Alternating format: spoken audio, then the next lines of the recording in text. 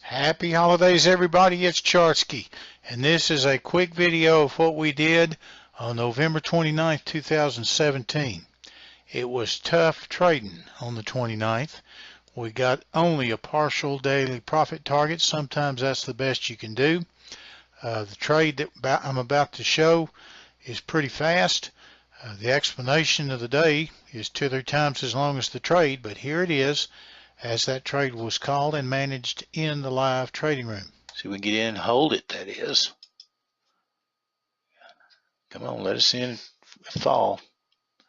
All right, I just got to come right down. We just can't give it much room. 30 ticks. That's a good push. Come on, got to take out the lows.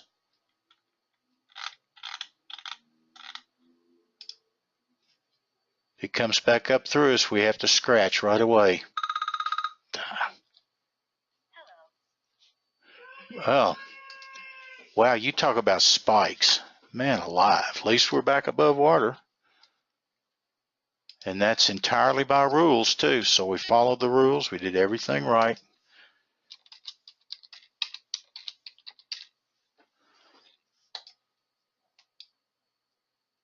And we'll see if we can't find something else to give us a daily profit target now, because those first 2 little losers ate away that one, which would have been the daily profit target.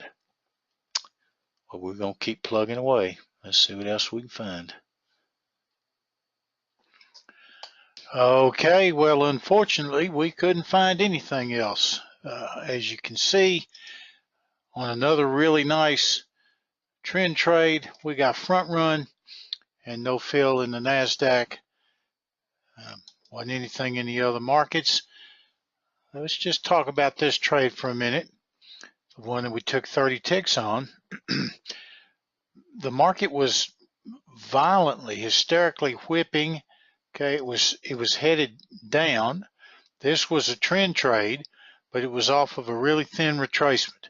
So what could the market have done after our entry? And why did we just take the 30 ticks?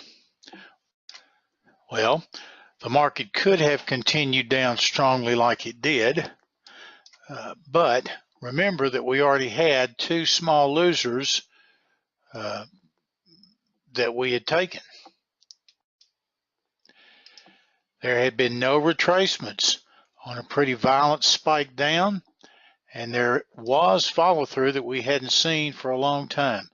That only left us with picking the bottoms, which are very aggressive. Now, I call that in the live trading room. I told people that the trades were very aggressive. If that's part of your written trading plan, you would have taken them. If it's not part of your written trading plan, you would have passed on those trades. But finally, we got the trend trade, and we did enter it, and I asked what could it have done. Hopefully you've had a chance to consider that. Number one, it could have come down, continued down strongly, just like it did. Number two, it could have whipped down at the low, in which case, if we had been going for more than 30 ticks, we would not have even gotten the 30 ticks and would have been left with the 2 small losers. The third thing it could have done is it could have whipped a little bit and then gone up for a deeper retracement or a potential V reversal, in which case we would not have had the 30 ticks. We would have still had the 2 small losers, and we could have had a 3rd loser. So taking the 30 ticks at the time, I think, was the right thing. Now, this one was one that we could have gone for a little bit more, but again, we were front run and we didn't get a fill. So that's what happens when these markets are dominated by the high frequency trading computers. Sometimes you get front run by just a few ticks, and sometimes the front running is very aggressive. The computers know that other computers are front running, so they front run the front running. Anyway, that's what happened there, and we didn't get a fill.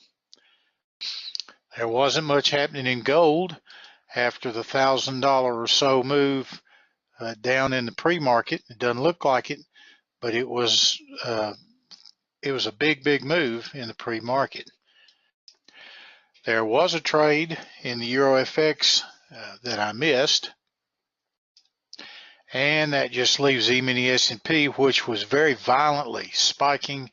There were a couple of trades in the E-Mini S&P. They would have been very aggressive.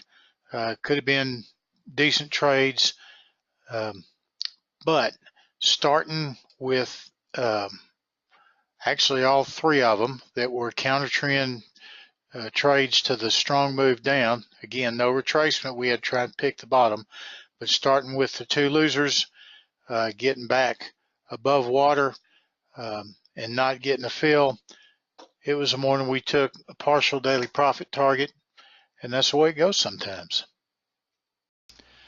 So, what's important from November 29th? Why did I upload this video? Well, sometimes the best you can do is a partial daily profit target. First of all, made a mistake in the euro and left one on the table. Second place gold was down $1,000 and just not really tradable. The E-Mini S&P was wild, and so was NASDAQ. It was pushing down.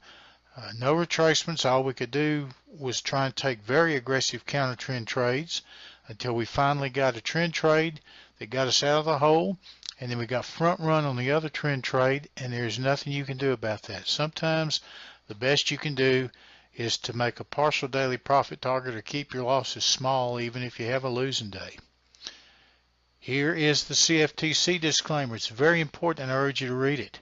And if you're interested in joining us, or if you need more information, please visit my blog at www.chartsky.com or send me an email to chartskytrades@gmail.com. And thanks for watching. Let's roll. Hey,